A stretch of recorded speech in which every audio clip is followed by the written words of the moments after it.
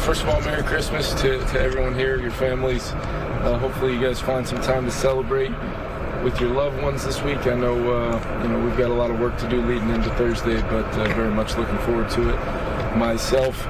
Looking back to Sunday, I just thought it was, although different from a standpoint of maybe how we won the football game and the aesthetics of what it looked like, I think this team has learned how to win a variety of different games, depending on the elements, depending on injuries, depending on any potential obstacles. We're going to try to find a way to win a football game by any means necessary. Every 60 minutes that we do get, it was our kicking game with Will again, and some tough elements being 3 for 3, and obviously our defense being massive for us with their performance on Sunday, and we did enough offensively with some adversity that kind of hit along the way to win the football game.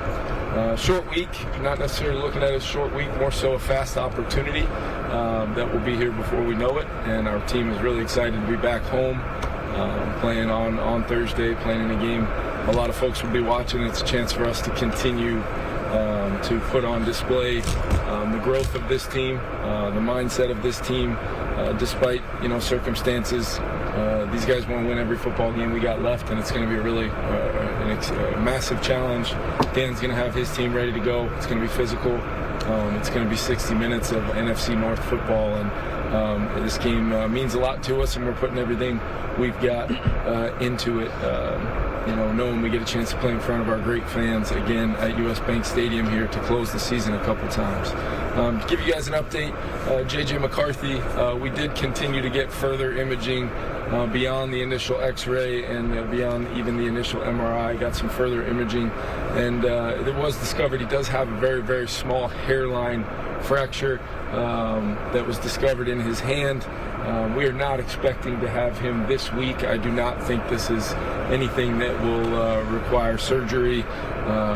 Similar kind of recovery is kind of similar to a bone bruise, but obviously there is a small hairline fracture in there, and we'll keep you guys posted about his availability next week.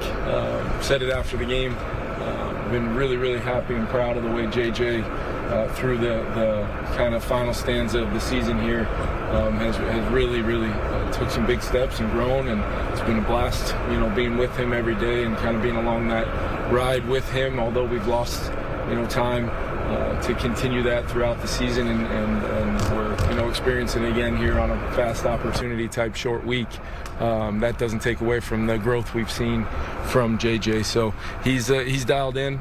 He's he was out here for the walkthroughs, being a part of things, and wants to stay 100% locked and loaded in the hopes of returning next week, hopefully. But obviously we're going to be smart with him and see where it takes us. Outside of that, I'll open it up to you guys. How's Ryan Kelly? Yeah, Ryan Kelly more than likely will be out this week. He's doing well as far as where his symptoms and things are at. Obviously disappointed that it happened, and just going back and taking a look at not only the play, but the sequences, during the play, after the play, if there was anything we could have avoided in there, but no, just part of the game, and Ryan knows that. Just so much respect for Ryan as a player, and just the way he obviously took the amount of time he did and was fighting to get back on the field, and felt ready to go, and we were kind of holding back a little bit beyond that, and then when he returned to the field, just the impact he's had on our offense over these last few games have been massive. So we need Jergs to step up and play a huge role for us, and I know Ryan's gonna do everything he can to help Jergs get ready to go.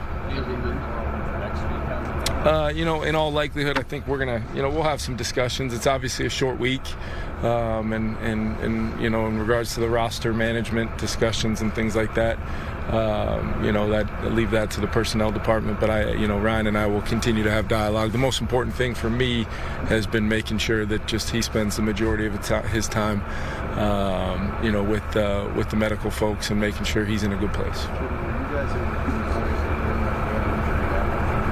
Say that one more time. You guys able to pinpoint when the hand injury happened? I know there's been, we checked the video, thoroughly, like I know many of you folks did as well, and there's obviously some potential candidates of plays that happen, but he's not entirely sure exactly when it was, and then ultimately, kind of felt it for real on that, on his last play of the day. He said he did feel it on that play. Just the fact that he could not grip the ball.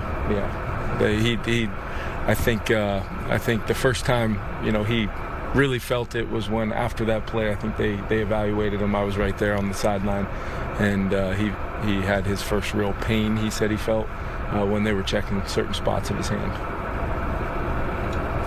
Just in terms of next week in this building, what does that depend on? Purely just with this injury and really what it is and everything. It's one of those things. It's just about his grip strength and his ability to grip the football and throw the ball. See where he's at. What about Jordan Wilson? How he's doing? Yeah, he's still feeling it. He's still feeling it, and obviously with the short week, he's going to do everything he can to maybe try to give it a go, and don't want to rule him out by any stretch yet. Give him the ample time to try to see if he can get there. But we are. We do have options from a standpoint of if he can't go.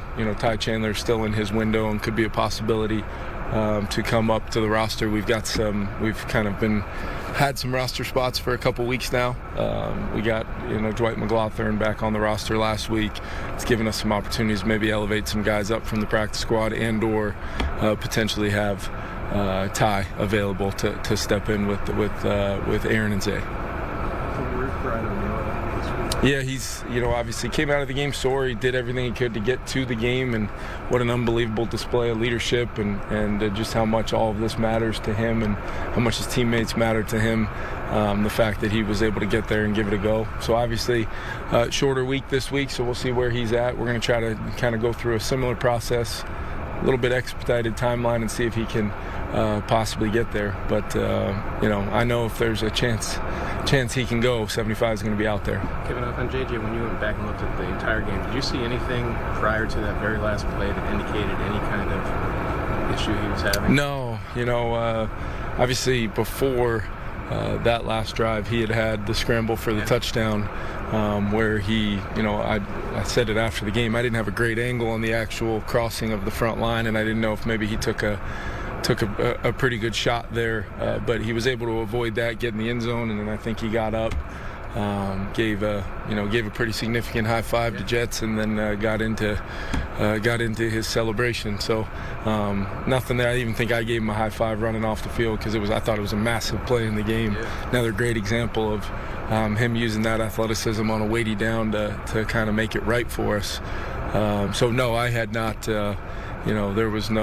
There was no feeling there. I used the timeout with the defensive stop because I knew the Giants were getting the ball and wanted to be aggressive. And then, as that next series kind of started, we started off with a run, and then there was a little bit of trying to communicate via, him being in the middle of the field is not always easy to do.